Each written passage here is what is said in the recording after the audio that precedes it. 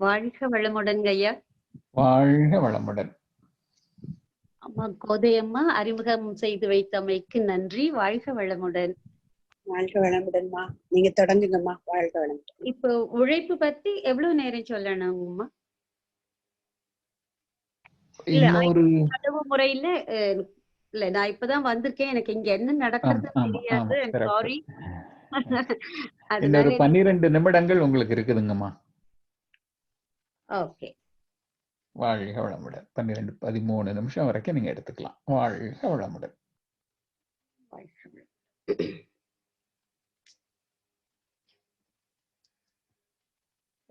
வாழ்க வையகம், வாழ்க வையகம், வாழ்க வளமுடன். குரு புகழ் வாழ்க, குருவே துணை. சிந்தனையை உடல் நலத்தை சீரமைத்து உய்வித்த குருவே அன்பே, வாழ்க வளமுடன். சான்றோர் பெருமக்கள் அனைவருக்கும் வணக்கங்களும் வாழ்த்துக்களும். வாழ்க வளமுடன். மகரிஷியினுடைய தத்துவங்கள் பொதுவாக நான் நினைவில் வைத்துக் கொள்ளக்கூடிய முறைகள் அப்படின்னு பார்க்கும் பொழுது எண்கள் வகையில கூட எப்பவும் வச்சுப்பேன். 5 என்று சொல்லும் பொழுது சுவாமிஜி எதெல்லாம் 5 சொல்லியிருக்காங்க அப்படிங்கும் பொழுது வாழ்க்கை வள உயர் படிகள் 5, 5 அளவு முறை, அந்த மாதிரி. ஸோ இன்னைக்கு நாம இந்த 5 அளவு முறைங்கிறதுல 5 என்னென்ன அப்படிங்கிறது எல்லாருக்கும் தெரியும். இருந்தாலும் ஒரு முறை நாம நினைவுபடுத்திக் கொள்ளலாம். உணவு, உழைப்பு, உறக்கம், உடல் உறவு, எண்ணம். இந்த 5லும் அளவு முறை காக்கணும், முரண்படக்கூடாது அப்படிங்கறத சுவாமிஜி சொல்லியிருப்பாங்க. இதுல ஏற்கனவே நாம உணவை பத்தி சிந்திச்சாச்சு. இப்ப உழைப்பு.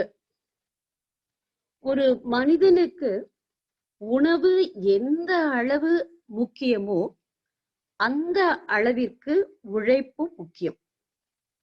இதுல எதுவுமே தள்ளி வைக்கவோ அல்லது எனக்கு வேண்டான்னு சொல்றதுக்கோ முடியாது. இந்த 5ம் வாழக்கூடிய ஒவ்வொரு ஜீவராசிகளுக்கும் முக்கியமான ஒன்று. இது இல்லாம நான் இருந்துட முடியும் அப்படின்னு யாரும் சொல்ல முடியாது. அப்படி பார்க்கும் பொழுது உழைப்பு என்பது ரொம்ப அவசியமானதாக இருக்கு. இப்போ அது எந்த அளவுக்கு நாம பண்ணணும் அப்படின்னா, இப்ப சில அன்பர்கள் நம்ம சொல்ல கேட்போம், நான் காலையில 4 மணில இருந்து ராத்திரி 12 மணி வரை இந்த வீட்டுக்கு ஓடா தேறேன், வாடா உழைக்கிறேன், இப்படி பல விதங்கள்ல நாம சொல்ல கேட்டிருக்கோம். அதெல்லாம் அவசியமே இல்லை. எந்த ஒரு வேலையுமே நாம முறைப்படுத்திக் கொள்வதுதான் அவசியம். அதே மாதிரி உழைப்பே இல்லாம ஒரே இடத்துல உட்காண்டா தட்டினா எல்லாம் கைக்கு வர மாதிரி, நம்ம NS கிருஷ்ணன் ஐயா அவர்கள் சொல்லுவாங்க இல்லையா, பட்டனை தட்டினா இட்லி தட்டுல வருங்கிற மாதிரி இன்னைக்கு தோசை, மசாலா தோசை எல்லாமே பட்டனை தட்டினா வந்துட்டு இருக்கு. உணவு மட்டும் இல்லைங்க, நம்மளுடைய கார் திறக்கிறதா இருந்தா கூட இன்னைக்கு ரிமோட் கண்ட்ரோல் தான். ஒரு டிவி பார்க்கணும்னா எல்லாம் ரிமோட் கண்ட்ரோல், எல்லாமே ரிமோட்ல போயிட்டு நாம ரிமோட்டை ஒரு இடத்துல பண்றோம். ஸோ இந்த மாதிரி உழைப்பு அதிகமாகவும் இருக்கக்கூடாது, இல்லாமலும் இருக்கக்கூடாது. இதுக்கு உதாரணமாக நம்மளுடைய அன்றாட வாழ்க்கையில நாம உபயோகப்படுத்தக்கூடிய நம்மளுடைய உபகரணங்கள், அந்த மிக்சி, கிரைண்டர், இதெல்லாமே கூட நம்ம ஒரு உதாரணத்துக்கு எடுத்துக்கலாம். அத ஒரு கிரைண்டர் வாங்குறோம், அவன் சொல்லுவான் இத்தனை மணி நேரம் நீங்க யூஸ் பண்ணலாம், இல்லைன்னா சூடாயிடும், இத்தனை தடவை மாவு அரைச்சிங்கன்னா இவ்வளவு நேரம் ஓய்வு கொடுக்கணும் அப்படின்னு. அப்போ அந்த மேன்மேடா இருக்கக்கூடிய அந்த கிரைண்டர் மிக்சிக்கு கூட இவ்வளவு நேரம் தான் உழைக்கலாம், இவ்வளவு நேரம் ஓய்வு இருக்கணும், வீக்லி ஒன்ஸ் அதுக்கு ஒரு சர்வீஸ் ஒன்று வேணும் அதுக்கு ஓவர் ஆயிலிங் வேணும். இப்படி பல கண்டிஷன்ஸோட தான் அதுக்கு கேரண்டியே இருக்கு. அப்படி இந்த மேன்மேட் கிரைண்டர்ஸ்க்கும் மிக்சிக்கும் கொடுக்கிற ஒரு இம்பார்ட்டன்ஸ் இந்த காட்மேட் மெஷினுக்கு நம்ம எவ்வளவு கொடுக்கணும், எவ்வளவு உழைப்பு. இந்த உடல்ல உச்சி முதல் பாதம் வரை ஒவ்வொரு ஆர்கனும் நமக்காக உழைச்சுட்டு இருக்கு. அதுக்கு நம்ம ஓய்வு கொடுக்கணும். அந்த கான்செப்ட் நம்ம அடுத்த இதுல பார்க்கலாம். இப்ப உழைப்பு அப்படிங்கும் பொழுது இப்ப நம்ம முதல்ல பார்த்தோம் அதிகமாகவும் உழைக்க கூடாது, உழைக்காமலும் இருக்கக்கூடாதுன்னு பார்த்தோம். அப்போ அந்த குறிப்பிட்ட ஒரு நேரம் உழைக்கணும். இப்போ முன்னாடி இருந்த ஒரு வாழ்க்கைக்கும் இப்ப இருக்கிற ஒரு வாழ்க்கை தரத்துக்கும் நம்ம பார்த்தோம்னா, முன்னாடி எல்லாம் இப்ப ஒரு ஒரு வாக்கிங்னு நம்ம இன்னைக்கு தனியா செய்யறோம். நடைப்பயிற்சி என்பது ஒரு அவசியமாக காலையில எழுந்தோன்னு செய்யணும்னு. ஆனா ஒரு சில காலகட்டங்களுக்கு முன்னாடி பார்த்தீங்க அப்படின்னா, காலையில எழுந்து காலை கடன்களை முடிக்கிறதுக்காகவே 1 கிலோமீட்டர் 1.5 கிலோமீட்டர் கிராமத்திலிருந்து வெளிப்புறம் நடந்து போகக்கூடிய சூழல் தான் இருந்தது. அப்போ சுகாதாரமாகவும் இருந்தது, உடல் நலத்துக்காகவும் இருந்தது. அதே மாதிரி இது ஆண்களாக இருந்தாலும் பெண்களாலும் நிறைய நடைப்பயிற்சிகள் இருந்தது. அதே மாதிரி நம்மளுடைய சமையல் அறை அப்படின்னு பார்த்தோம்னா, பெண்களுக்கு உடல் உழைப்பு தனியா தேவையில்லாதக்கு அந்த சமையல் அறையில இருக்கக்கூடிய வேலை செய்யக்கூடிய விதங்கள் பார்த்தாலே நம்ம உடம்புல இருக்கக்கூடிய ஒவ்வொரு உறுப்புகளுக்கும் அசைவை கொடுக்கக்கூடியதாக இருந்தது. அடுப்பு கீழே இருந்தது, உட்கார்ந்து எழுந்துக்கக்கூடிய ஒரு எக்ஸசைஸே அங்க இருந்தது. அப்பெல்லாம் அந்த குத்த வச்சு உட்கார்றது, 2 பாதங்களையும் நல்ல தரையில பதிஞ்சு உட்கார்ந்து எழுந்துக்க போடும்போது நம்மளுடைய அந்த மூட்டு வலிகள் எல்லாம் வராதிக்கு ஒரு செயல்பாடுகள்ல இருந்தது. ஆனா இன்னைக்கு என்ன ஆச்சு, இடுப்புக்கு மேல அடுப்பு வந்தது இல்லையா? நம்ம எல்லாரோட அப்படி ரொம்ப கன்வீனியன்ட்டா வச்சுட்டு இருக்கோம் மேடைய. அந்த மேடை கூட கொஞ்சம் குனிற மாதிரியோ நிமிர மாதிரியோ இருந்தா அதுக்கு மேல ஒரு அட்ஜஸ்ட்மெண்ட் எல்லாம் பண்ணிட்டு இருக்கோம். இப்ப அந்த மாதிரி பண்ணும்போது என்ன ஆயிடுது, குனிஞ்சு நிமிரக்கூடிய ஒரு தன்மையே இல்லாம போச்சு. இப்ப சுவாமி ரொம்ப அழகா வேடிக்கை சொல்லுவாங்க, இடுப்புக்கு மேல அடுப்பு வந்தது, பெண்களுக்கு இடுப்புக்கு சம்பந்தப்பட்ட நோய்கள் எல்லாம் வந்தாச்சு அப்படின்னு. சோ அது இப்ப நம்ம மிக்சி கிரைண்டரையும் ஒரு தடவை திருப்பி பார்க்கலாம். இப்ப அதிகமாக உபயோகப்படுத்தினாலும் அந்த மிக்சி கிரைண்டர் வீணா போகும். அதே நேரத்துல அந்த மிக்சி கிரைண்டரை யூஸே பண்ணாம போட்டாலும் என்ன ஆகும், துரு பிடிச்சு போயிடும். இப்ப அந்த மாதிரிதான் நம்மளுடைய இதுல அந்த அசைவு அப்படிங்கறதெல்லாம் இல்லாம போயிடுது. அதே மாதிரி உரி என்பதெல்லாம் மேல் நோக்கி இருக்கும், மேல இருக்கும்.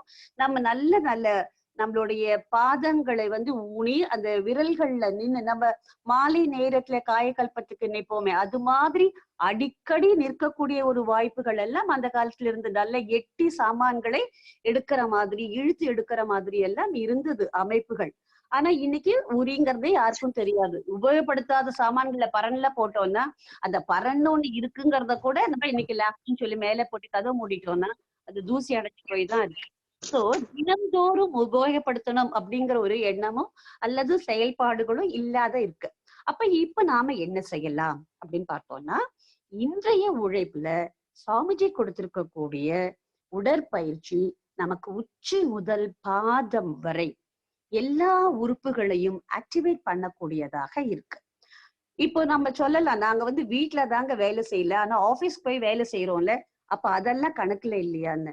இப்ப ஆபீஸ் போனா கூட என்ன பண்றோம் இன்னைக்கு, ஒரு டேபிள்ல இருந்து இன்னொரு டேபிள் போகணும்னா சக்கர நாற்காலியா தான் இருக்கு. ஒரு புஷ் கொடுத்தோம்னா அடுத்த டேபிளுக்கு போயிடுறோம். அதுவுமே அடுத்த டேபிள்ல இருந்து ஒரு ஃபைல் ஏதாவது எடுக்கிறதா இருந்தாதான். இன்னைக்கு எல்லாமே நமக்கு கம்ப்யூட்டரைஸ்டா எடுத்து மெயிலிங் சிஸ்டம் ஆயாச்சு. அது என்ன பண்றோம், ஏப்பா அந்த ஃபைல் அந்த மெயில கொஞ்சம் இங்க அனுப்பிச்சுடு அப்படின்னு சொன்னா முடிஞ்சு போச்சு வேலை. எழுந்துக்கிறதுக்கான ஒரு வாய்ப்பே இல்லாம போயிடுறது. சோ உடல் வேலை செய்யறோமே ஒழிய உடலுக்கு எல்லா உறுப்புகளுக்கும் அசைவு கொடுக்கறோமான்னு பார்த்தோம்னா அசையவே இல்லை.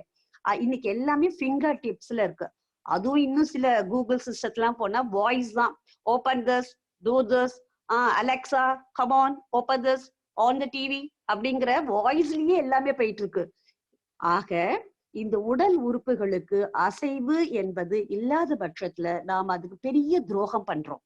அப்ப சுவாமிஜி நமக்கு ஒரு புண்ணியமாக, அது நமக்கு பெரும் கருணையாக கொடுத்திருக்க கூடியதுதான் இந்த எக்ஸசைஸ். உச்சி முதல் பாதம் வரை ஒவ்வொரு உறுப்புகளுக்கும் தனித்தனியா கொடுத்திருக்காங்க. அவர் ஆயுர்வேதா, யுனானி, சித்தா அந்த மருத்துவத்துறையில இருந்ததுனால என்ன நமக்கு தேவையோ, இந்த காலகட்டத்துக்கு என்ன தேவையோ அதை நமக்கு ஒரு எசன்ஸா கொடுத்திருக்காங்க. சோ அந்த எசன்ஸ் தான் நம்ம பிறர் செய்யக்கூடிய அந்த எக்ஸசைஸ் எல்லாம் பார்க்கும்போது, ஐயோ அவங்க அவ்வளோ ஒர்க் அவுட்ஸ் பண்றாங்களே, இவ்வளோ பண்றாங்களே, ஆசனாஸ் பண்றாங்களே அப்படிங்கறதுலாம் நமக்கு தோணும். அது தோணிண்டே இருக்கட்டும், செய்ய முடிஞ்சவங்க செஞ்சிடலாம். ஆனா சுவாமிஜி கொடுத்திருக்கக்கூடிய அந்த 1/2 மணி நேர உடற்பயிற்சி ஒரு பார்ட் ஆஃப் லைஃபாக உழைப்புக்குள்ள கொண்டு வந்துட்டோம் அப்படின்னா இன்று அல்ல என்றென்றும் ஆரோக்கியமாக இருக்கலாம் என்று கூறி நல்லதொரு வாய்ப்பினை நல்கிய அனைவருக்கும் நன்றி பாராட்டி நிறைவு செய்கிறேன். நன்றி, வணக்கம். Our beloved Guru Vedatri Maharishi says, the genetic center is the secret left behind, untold, very, very important, imperceptible phenomena. The genetic center or Muladhara is a dam, that is magnetic dam in our body to store all magnetism charged. Whenever the Pancha Tanmatras are working outside, that is also received by the body, that is perceived through our senses. All the transformation from the magnetism are perceived as pressure, sound, light, taste, and smell through our 5 senses. So whatever we see, whatever we experience, that's our character. So genetic center is the center of any activity in the universe.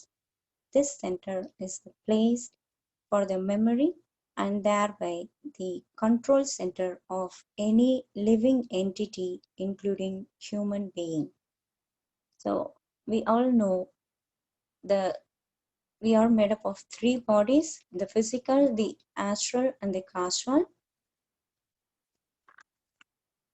The spinning action, speedy circulation by the concept of centripetal force, thereby created, it is established to coincide in the center, like the biomagnetic center.